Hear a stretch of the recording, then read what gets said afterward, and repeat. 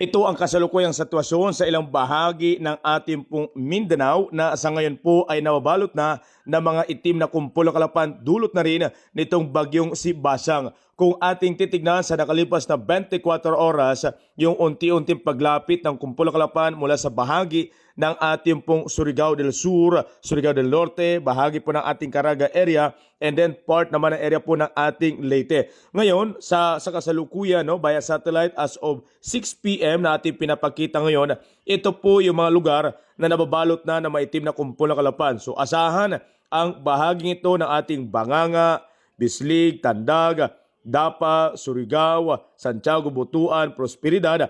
Asahan po natin na medyo naka-experience na ngayon ng tuloy-tuloy na pag-ulan, Cagayan de Oro, Silago, Tacloban at malaking bahagi ng ating Samar area. Dahil nakikita natin na nababalot na po yan ng maitim na kumpul na kalapan na expect natin na sa ngayon ay nakaranas po ng matinding mga pag-ulan.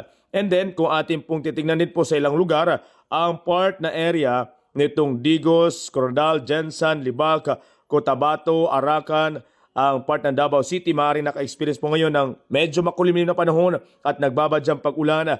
Ang part din ng Pagadian, Dipolog, part ng Zamboanga City. Pero ito pong bahagi na apektado mula sa part na area po ng ating Surigao del Sur na maaaring daanan ng sentro nito pong bagyong si Basang. Inaasahan po nating mas matinding ulan ang maranasan po dyan. Ito naman pong area ng ating Leyte sa Silago, Tacloban, Giwan, Burungan, Dolores, Catarman, asan din po yung pag-ulan sa part ng Cebu, bahagi ng ating Dumaguete, Kabangkalan, Bacolod, then bahagi naman ng Rojas, Antique, Iloilo, Masbate, ilang part po ng ating Bicol ay nababalot na rin po ng bahagyang kumpol ng kaulapan. So sa ating mga kabayan, wag lang pong kampante sa mga hindi sentro, pero expect nyo po na patuloy na maka-experience ng pag-ulan. In-expect natin sa bahagi ng Mindanao, bahagi ng ating Visayas na simula ngayong hapon, ngayong gabi, hanggang bukas na madaling araw, tuloy-tuloy na maka-experience ng pag-ulan. So maghanda sa posibleng pagbaha dyan sa inyong lugar, especially sa mga mababang area, mga ka-great.